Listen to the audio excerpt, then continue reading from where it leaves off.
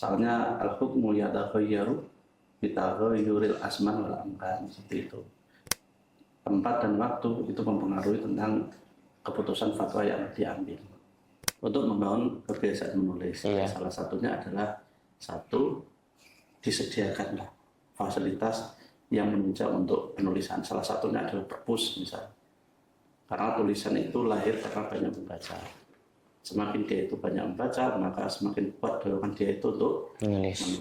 Sehingga antara menulis sama membaca itu memang erat hubungannya seperti itu. Mbah Maimun itu pernah mengingatkan ya, umur 21 itu harus hafal. Ketika umur 21 itu belum hafal, maka alamatnya tidak hafal. Assalamualaikum warahmatullahi wabarakatuh. Kembali lagi bersama kami di podcast Mat Ali K. Jubair. Kali ini kita kedatangan seorang dosen Mat Ali, yaitu beliau merupakan pengajar di sini, Bapak Muhtarom Ali. Ini Pak. Iya. Apa kabar Pak? Alhamdulillah. Gimana keadaan sekarang Pak? Sekarang kan keadaan sedang nggak baik-baik saja Pak ya. Oh iya. Banyak yang ya kacau lah Pak. Entah itu bencana alam, musim yang silih berganti atau pancaroba. Tapi tetap sehat aja Pak ya sekeluarga Pak ya. Alhamdulillah. Alhamdulillah baik. Tadi perjalanannya lancar aja Pak ke sini Pak? Iya lancar. Karena untuk ke sini itu ada dua jalan, jalan umum, jalan khusus. Saya ambil jalan khusus, atau jalan alternatif. Pak, tadi saya sempat baca di biografi jenengan ngajar di 5 tempat Pak ya. Ada di Madin Takmiliyah, Deki, Pohama, sama MTS dan Mat Ali. Itu jenengan membagi waktu di 5 tempat itu memang nggak capek atau gimana Pak? Apa memang jenengan seenergik itu untuk 5 tempat itu Pak?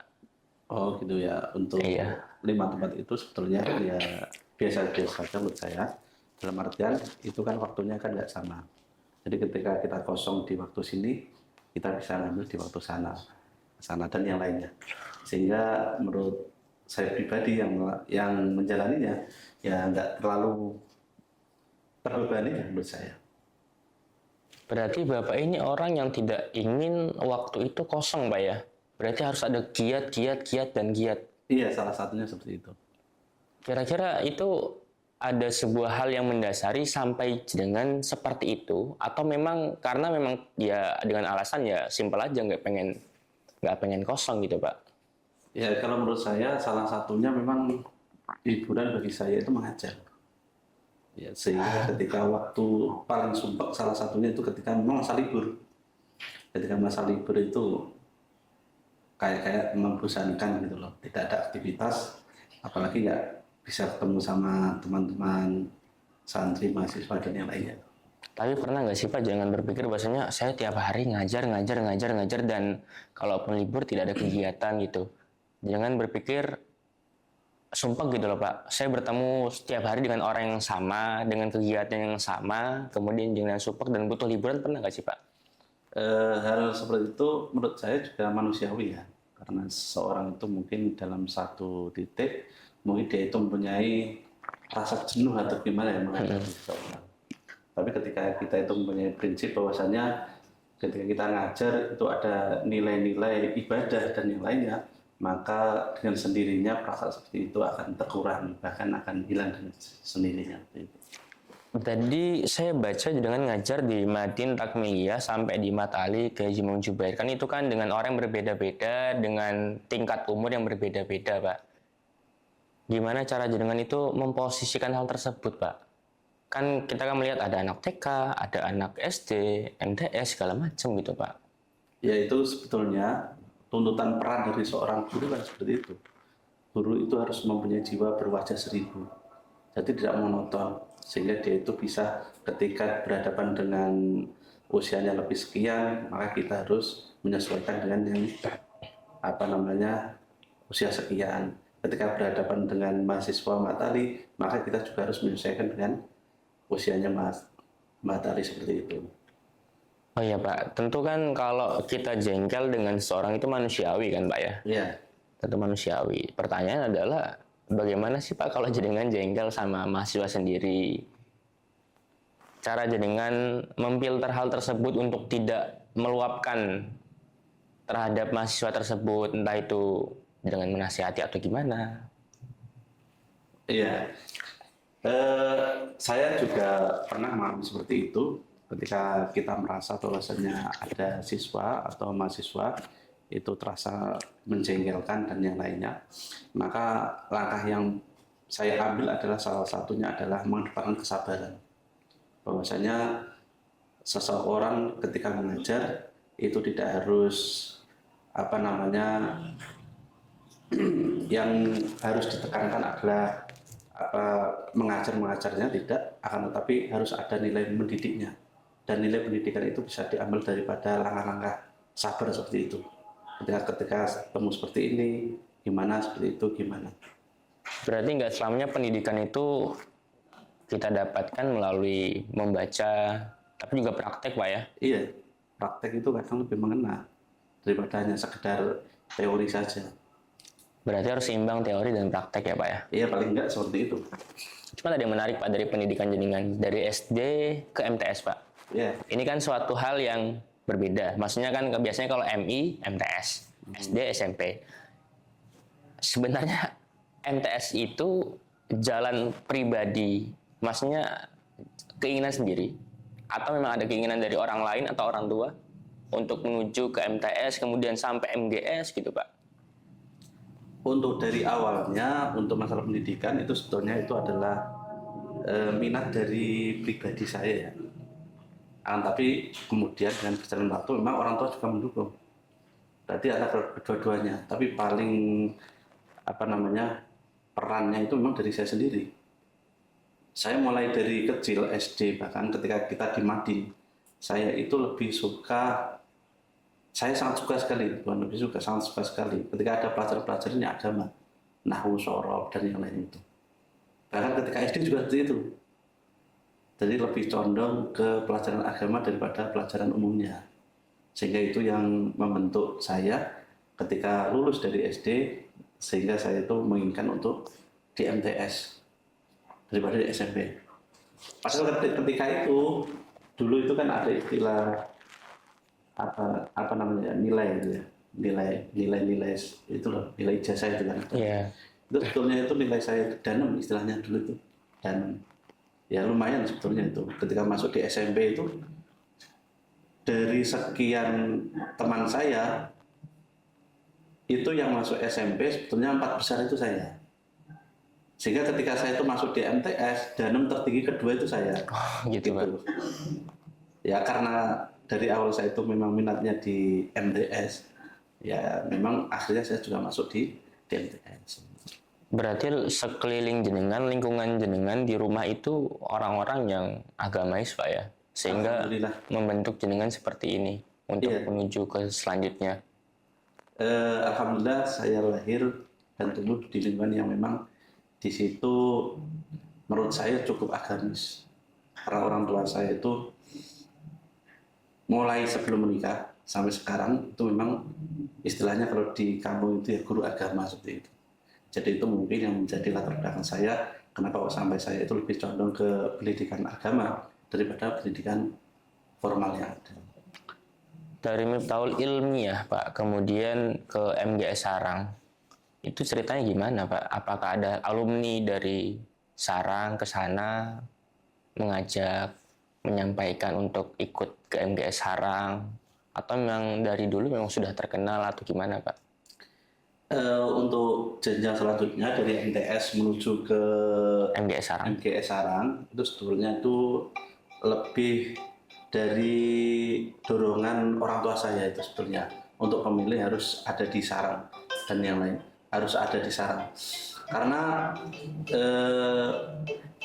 di desa saya itu ada sebuah majelis taklim dan itu yang ngajar itu adalah lulusan dari Pondok Pesantren Sarang dan itu yang menginspirasi orang tua saya supaya kelak setelah MTS nanti melanjutkannya itu di Sarang saja. Tadi saya sempat menggarisbawahi nahwu shoroh ya Pak? Iya. Emang ada Pak orang SD yang notabene pelajaran rata-rata umum kemudian ditabrakkan dengan nahwu shoroh? jadi suka Pak Kita belajar nahwu sorobnya itu di Madinnya. di Madinnya? Adapun untuk di SD-nya itu pelajaran agama. Dulu itu PAI itu aja, agama itu aja. Tapi dimanapun namanya ilmu agama kan satu rumpun, sehingga di situ saling mendukung antara satu dan yang lainnya. Berarti dari SD itu jenengan udah senang dengan gramatikal Arab ya Pak ya? Ya, dari SD itu. Bahkan dulu itu seingat saya khataman jurumiyah itu tinggal satu dulu yang khataman itu. Ya saya dulu tulis. Hataman jurumiyah Pak? Ya khataman jurumiyah. Itu tapi di tingkat kampung ya, di kampung itu. Ya di kampung itu kan ya sudah wajar ketika naik tingkatan, itu ternyata itu teman-teman itu berkurang. Ya, dan akhirnya itu khataman jurumiyah pun itu ternyata itu hanya saya sendiri. Kenangan itu. Kan pertama kali berarti di MGS Sarang untuk Pondok Salap Pak ya? Iya. Kemudian berarti di Anwar 1 dong Pak? Iya, di alam satu. Itu jenengan memposisikan diri sebagai orang yang datang, orang yang baru dengan kehidupan yang baru, hidup di asrama, hidup dengan teman-teman yang baru, itu gimana Pak? Dengan orang yang berbeda-beda. Ya sebetulnya pertama kali ya kaget saya itu ya, karena dulunya itu belum pernah tahu tentang keberadaan situasi pondok seperti itu. Maka saya itu di awal-awalnya itu juga memang berjuang keras. Dalam arti apa? Harus kerasan dulu. Harus kerasan berjuang supaya kerasan menyikapi tempatnya, temannya, bahkan pelajarannya gimana, seperti itu. Itu di awal-awal seperti itu. Ujiannya itu bagaimana saya itu kerasan. Untuk kerasan tersebut atau betah itu gimana Pak? Caranya Pak? Caranya kalau dalam bidang ilmu misalnya, dalam bidang ilmu. Dulu itu ada teman saya lah, memang boyong ya, karena ada makanan yang nggak tahu pelajarannya dan yang lainnya. Itu salah satunya yang saya lakukan adalah ketika pembelajaran berlangsung seperti biasanya saya mengikutinya, dan ketika ada liburan saya itu nggak pulang, sehingga apa yang tertinggal dengan teman-teman saya yang kemarin itu coba saya itu mengejarnya dengan mengikuti sorogan-sorogan sama ustadz-ustadz yang pernah saya minta tolong seperti itu, sehingga terjawablah ketika kita minder dan alasan masalah ketertinggalan ilmu dan yang lainnya, maka sudah teratasi dan seperti itu. Cuma pernah nggak sih Pak, jenengan tuh ada di fase, udahlah gitu, capek mondok terus, udahlah aku mau boyong saja gitu. Ada nggak sih Pak sebenarnya Pak? Ada ya. Contohnya gini, kalau saya menghafalkan alfiyah dulu, itu kan satu hari itu paling nggak kan ada 2 bait. Iya. Tapi karena kadang kita punya kesibukan yang lain, akhirnya itu 2 bait itu akhirnya itu nggak tercapai, dan itu berlangsung 1 sampai 1 minggu, sehingga saya itu merasa masa gagal seperti itulah. Akhirnya jalan solusinya ya saya itu pulang ke rumah, akhirnya minta dorongan dari orang tua, ya minta nasihat dan yang lainnya lah, supaya memang ini bukanlah langkah akhir di dalam perjalanan pendidikan saya. Tadi kan ngomongin alfiah Pak ya? Iya. Sebenarnya ini mitos atau fakta sih sebenarnya sih Pak, entah benar atau enggak. Orang yang hafalin alfiah itu sebenarnya dapat cobaannya tergantung bab-babnya atau gimana sih Pak? Saya dulu pernah dibilang gitu Pak, pada jamaah taksir katanya berat lah segala macem, ada ta'nis, bab ta'nis gitu. Kalau jenengan sendiri pribadi gimana Pak waktu alfiah Pak? Ya untuk di alfiyah itu saya alhamdulillah ya lancar di alfiyahnya itu. Lancar Pak ya? Ya sampai hafal alfiyah. Hafal alfiyah itu yang paling baik ibu saya. Saya bilang hafal alfiyah itu langsung ya beliau itu syukuran istilahnya dulu itu. Iya. Karena kita itu ada di desa peliharanya ayam, ya sembelih ayam. Oh, gitu, Pak. Pulang ke pondok bawakan ayam goreng dan yang lainnya tuh. Semenjak jenengan di MGS Sarang itu sebenarnya ada perubahan yang drastis nggak sih Pak? Dari hobi yang di MTS kemudian di MGS itu ada nggak sih Pak? Iya ada. Salah satu perubahan itu adalah ya hobi saya. Salah satunya adalah dulu itu suka membaca kitab Turos ya saya itu. Iya. Kalau dulu-dulunya itu kan ya kita sering bermain lah di MTS, di SD, kita kan belum tahu. Ya, belum tahu. Yang ada kan ya mungkin yang dominan kan pelajaran umum. Sehingga ketika kita itu masuk di FPS dan mondok, ya akhirnya hobinya itu tersalurkan. Di samping itu untuk di perpustakaan koleksinya kan cukup lengkap, Iya. baik di MTS atau di Pondok Alamat 1. Pak, tadi kan saya baca ada jenengan S1-nya di Stai Al Anwar ya? Iya, di Style Anwar. Itu kan Stai Al Anwar yang penggambaran saya sendiri ya tentang Stai Al Anwar itu kan menggabungkan antara kitab dan buku, Pak ya. Nah, dulu waktu jenengan di Stai Al Anwar itu lebih condong ke buku atau ke kitabnya, Pak? Kalau saya anggap itu ketika saya itu masuk ke fase formal dalam artian setelah lulus MGS, saya menganggap itu untuk kitab Turos itu sudah cukup lah, istilahnya sudah cukup mumpuni lah, paling enggak itu cukup untuk bagi diri sendiri. Sehingga ketika saya memilih untuk belajar di formal seperti S1, S2 dan S3 semisal, memang saya itu murni itu memang targetnya itu tidak di kitab. Oh iya, Pak. Akan tetapi saya lebih condongnya itu memang di itu kajian-kajian umum, pengetahuan umum lah semisal. Ada penelitian, penulisan, metode penelitian seperti itu. Nah, beralih ke UIN Sunan Ampel nih, Pak. Iya, Itu sebenarnya sudah ada filter yang kuat nggak sih, Pak, untuk menanggulangi hal-hal yang tidak diinginkan, entah itu bukan gimana ya.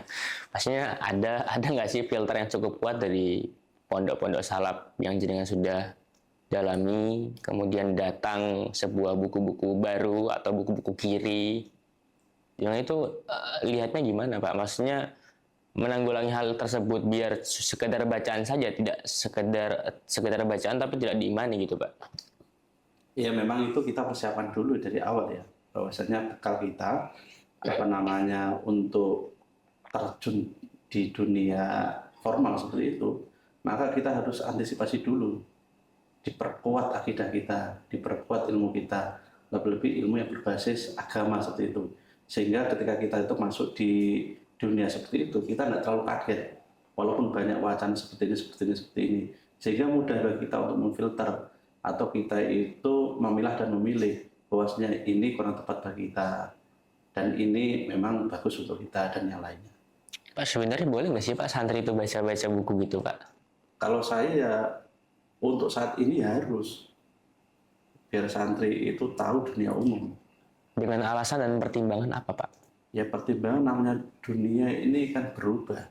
Oke. Sehingga basis santri itu sebetulnya kan salah satunya kan sebagai tumpuan berfatwa atau memberikan fatwa kan gitu. Nah, fatwa itu relevan itu jika memang dia itu tahu tentang perubahan yang ada. Soalnya al-hukmu yataghayyaru bitaghayyuril asman wal amkan, seperti itu. Tempat dan waktu itu mempengaruhi tentang keputusan fatwa yang diambil. Pak, kalau kita lihat sejarah Islam kan ulama terdahulu sangat gemar menulis nih, Pak. Iya. Kira-kira apa yang bisa pelajar zaman sekarang itu pelajari agar bisa untuk mencintai dunia kepenulisan, Pak? Kan yang saya lihat dari background jenengan suka senang nulis. Iya, terus. Dan kita melihat sekarang ini kan mengalami penurunan drastis sih, Pak, untuk orang yang menulis gitu. Iya. Karena orang-orang sekarang dengan teknologi yang menjadi pisau bermata dua atau pedang bermata dua kan kadang malas menulis, Pak. Terus?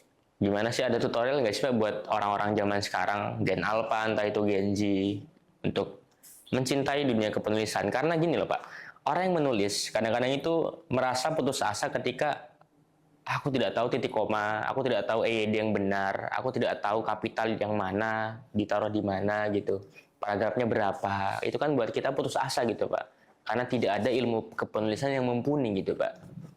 Oh gitu ya. Tentang istilahnya tentang turunnya keinginan Iya. santri untuk menulis, semangat untuk menulis kan gitu ya. Iya. itu setelah saya amati selama ini di lingkungan kita sendirilah ya, di lingkungan kita, lebih-lebih di Mahat Ali yang kita pakai, itu ada beberapa faktor. Salah satunya faktornya itu memang dia itu belum bisa nulis atau nggak menulis, itu memang dukungan dari orang sekitar. Dukungan orang sekitar itu lebih-lebih itu adalah dari orang tua. Di zaman sekarang untuk menulis itu pasti memakai media namanya laptop. Ketika saya tanya satu persatu tentang mahasiswa di sini lah, kira-kira dari satu kelas ini yang punya laptop itu berapa? Mungkin baru 1 atau 2% saja yang punya. Sehingga sarana prasarana yang menjadi apa istilahnya faktor penting penunjang bagi orang itu semangat untuk menulis itu ternyata terkendala di situ. Itu faktor pertama. Kemudian untuk faktor kedua di situ memang kefahaman mahasiswa atau anak tentang metode dalam penulisan ini sangat kurang sekali. Apalagi yang kita basicnya seperti ini, basic santri yang memang awam lah di dalam dunia tulis menulis itu kurang. Oleh sebab itu di Mahat Ali ini ya mulailah di tahun-tahun ini ya kita tingkatkanlah tentang ada sebuah kegiatan-kegiatan yang sifatnya di situ mendukung supaya anak itu lebih paham tentang tata cara dan metode di dalam soal tulis menulis. Bicara kepenulisan tadi Pak ya, ini kan udah era digital banget Pak ya, ada AI Pak. Ya. Tanggapan jenengan untuk mahasiswa yang pakai AI itu gimana Pak?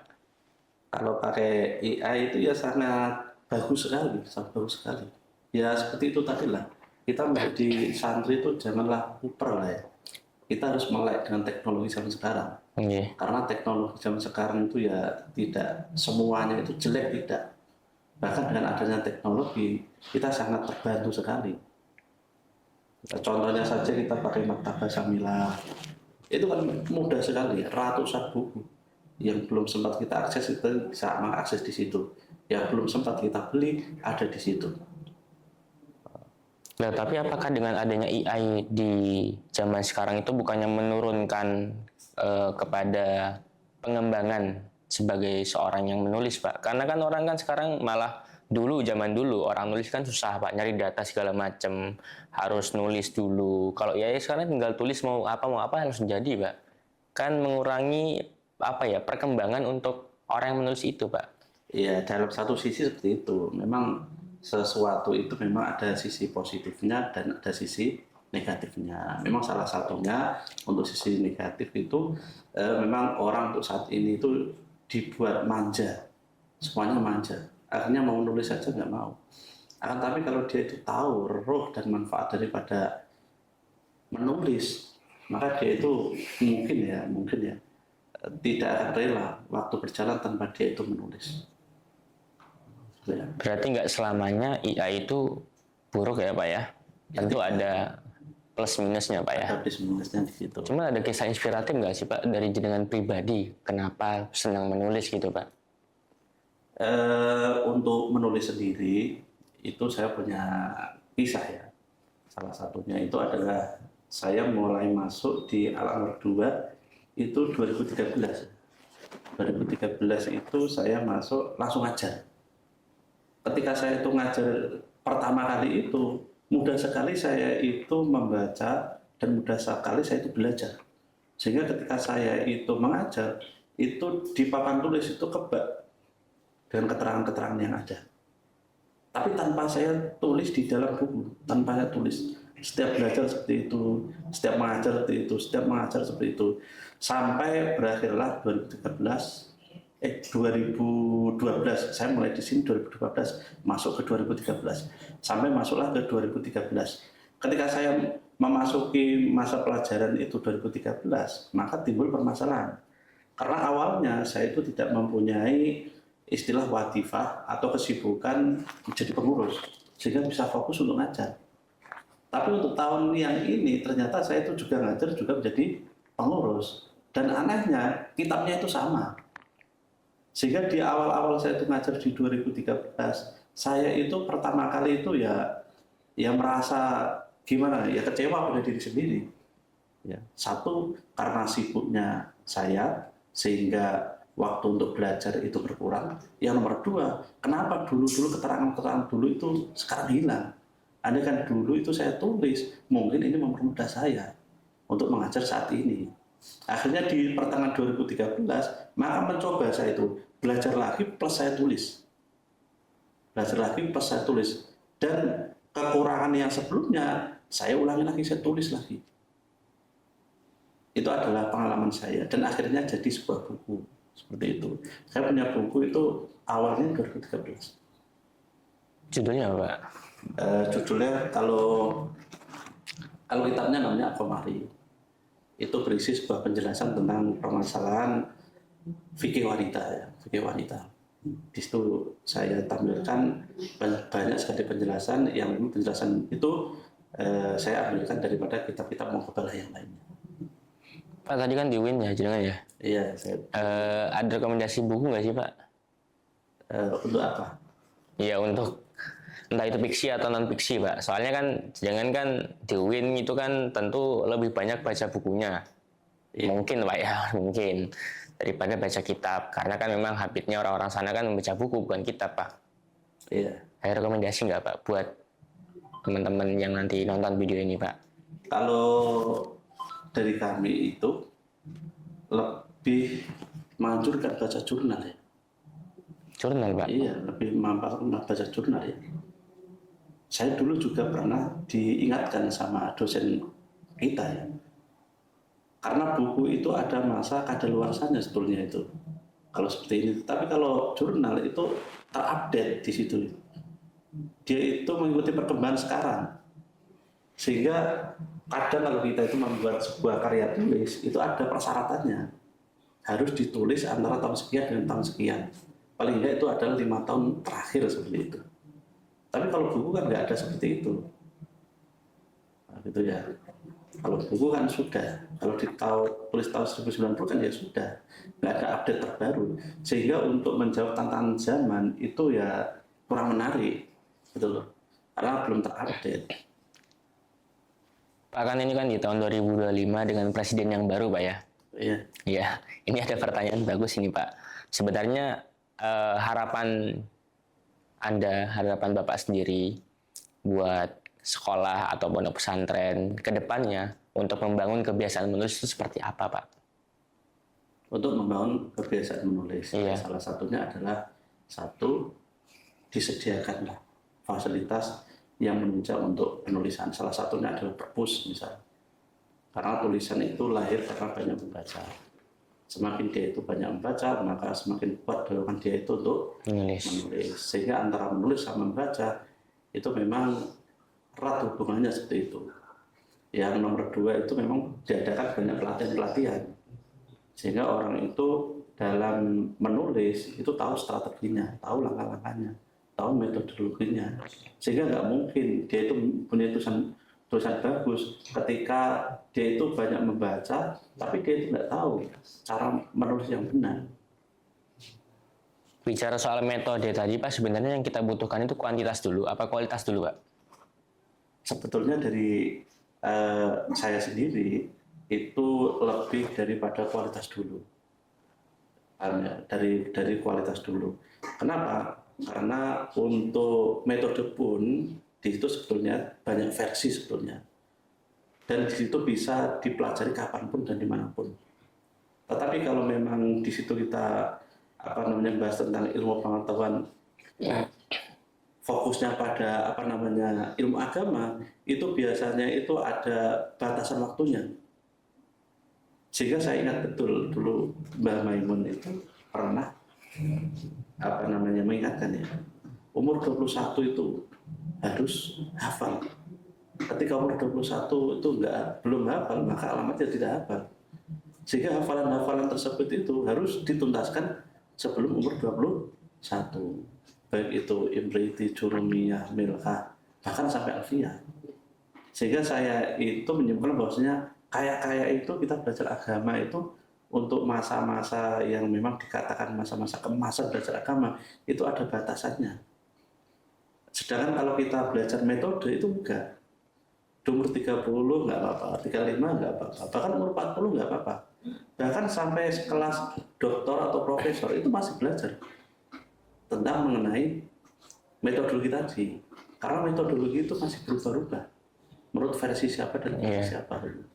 Bicara metodologi Pak ya, seandainya pemerintahan memberikan perpustakaan, kemudian memberikan guru untuk mengajar metodologi secara menyeluruh Pak. Iya. Sebenarnya itu bisa diterapkan dari jenjang apa Pak? SD, SMP, MA? Kalau untuk Kepenulisan. kepenulisan ya. Iya. Kepenulisan itu sebetulnya itu dari MTS atau SMP itu sudah dilatih sebetulnya. MTS sampai ke MA bahkan perguruan tinggi itu sudah dilatih.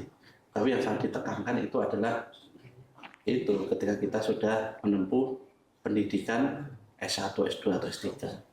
Karena ada istilah tridharma itu ya. Ada penelitian, pengabdian, dan pendidikan itu ada. Kalau di bawahnya kan belum ada. Paling enggak itu mungkin itu cuma ya apa namanya mukadimah, pendahuluan lah sebelum kita betul-betul terjun di dalam dunia tulis menulis yaitu S1. Bicara tadi tridharma Pak ya, sebenarnya jenengan setuju nggak sih Pak? Pengabdian itu nggak selamanya harus mengajar Pak? Ya tidak. Pengabdian mengajar itu salah satu bentuk kita, itu pengabdian kita, salah satu bentuknya. Salah satu bentuk kita mengabdi kepada masyarakat, kita itu mengajar, seperti itu. Kira-kira Pak kalau untuk anak-anak yang masih jenjang SMP Pak ya, itu disarankannya nulis apa Pak? Artikel atau esai? Kan nggak mungkin langsung nulis jurnal kan Pak? Biasanya di situ itu banyak apa namanya ya, isian yang di situ membuat dia itu senang. Contohnya adalah menulis puisi, menulis dongeng, menulis cerpen. Itu untuk SMP sama SMA cocok sekali seperti itu. Karena itu tidak membutuhkan sebuah penalaran ilmu yang jelimet. Asal di situ ada kesukaan dan yang lainnya, mungkin puisi dan yang lainnya itu jadi. Itu. Karena merasa bebas tanpa adanya aturan-aturan kepenulisan Pak ya. Aturan penulisan. Terakhir nih Pak, pesan pelajar Pak, pesan untuk pelajar yang masih ragu untuk memulai menulis Pak. Karena kan kita tadi bicara ada pelajar yang nggak mumpuni soal ilmu kepenulisan. Ada nggak sih Pak pesan-pesan buat pelajar yang masih ragu untuk menulis Pak? Mulai dari mana? Entah itu dia harus membaca banyak buku dulu baru dia menulis, atau dia langsung menulis dulu nanti dia baca bukunya ke belakang? Iya, pesannya satu itu memang banyak membaca dulu ya. Banyak membaca dulu. Ya sudah sering saya bilang ya, bahwasanya langkah awal menulis itu adalah membaca. Oleh sebab itu kalau kita lihat ya, di dalam Al-Quran pun kalau kita secara tartibi itu ada istilah qoro'a yang istilahnya membaca, dan ada istilah kolam yang di situ adalah pena atau tulisan. Di surat Al-Alaq di situ ya. Iqra bismi rabbikal ladzi khalaqal insana min 'alaq allati 'allama bil qalam, seperti itu. Itu ada istilah al-qalamnya di situ. Dan itu tempatnya itu setelah Iqra lebih dahulu. Membaca. Ketika nanti bacaan banyak, nanti orang itu akan mempunyai pengalaman yang sangat banyak. Dari pengalaman itulah nanti kita tuntun dan kita kawal bagaimana pengalaman itu bisa diwujudkan dalam sebuah tulisan. Pak, kan tadi kan sebenarnya bukan terakhir Pak ya, saya banyak pertanyaan nih Pak, mohon maaf ini Pak ya. Tadi kan Quran kan Iqra Pak ya, membaca dulu kemudian baru menulis kan. Ada sebuah keruntutan Pak, membaca kemudian menulis. Lah ini permasalahannya apakah jenjang SMP sama SMA langsung dicukupi sama jurnal Pak? Kan nggak mungkin Pak. Iya, nggak mungkin. Tentu harus membaca entah itu fiksi atau non fiksi dulu kan Pak. Ya walaupun nggak berat-berat Pak. Bener nggak Pak? Iya betul, setuju itu. Kalau SMP mungkin fiksi masih nyangkut Pak ya? Masih kalau gitu. Cuman kalau di kalangan dosen-dosen, kalau pandangan buku-buku fiksi gimana sih Pak? Iya kurang menarik. Kurang menarik Pak ya? Iya kurang menarik. Walaupun itu menuangkan imajinasi Pak. Iya. Karena kita kan standarnya kan ilmiah sebetulnya. Standarnya itu harus ilmiah. Oleh sebab itu di situ ada Marvel namanya karya ilmiah. Iya. Ilmiah itu memang dari tampilannya juga memang tampilan ilmiah, isinya berilmiah juga. Ya Pak, sebelum saya menutup podcast ini Pak, saya minta rekomendasi kitab ini Pak. Kitab dari Van apa saja? 3 Pak. Untuk siapa? Rekomendasi Untuk dibaca Pak. Untuk siapa saja yang menonton ini Pak. Oh ya. Kalau untuk mahasiswa ini atau ya khususnya mahasiswa sini ya, Iya. mahasiswa sini. Itu kalau untuk masalah isi ya, metodologi dan yang lainnya, itu perbanyaklah mengoleksi karangan kitabnya Syekh Nuruddin Al-Idraq. Di situ metodologi penelitiannya itu bagus sekali, lebih-lebih kaitannya dengan hadis seperti itu. Kalau di ranah Indonesia, di situ ada namanya Sulti Ismail, itu juga bagus. Kalau memang untuk metodologi penelitian secara umum, itu saya punya banyak buku, namanya buku masa penelitian secara umum ya. Itu karyanya Profesor Sugiono. Itu jadi penelitian itu saya itu punya, ya alhamdulillah banyak, ada 10 lah. 10. Itu miliknya Profesor Sugiono, itu hampir yang dominan, 4 atau 5 itu punyanya seperti itu. Baik Pak, ini terima kasih banyak loh Pak sudah menemani 30 menit ke depan. Semoga podcast ini bermanfaat ya Pak ya. Oke, sampai jumpa lagi untuk teman-teman podcast. Mahat Ali Kejuman Jubair. Assalamualaikum warahmatullahi wabarakatuh.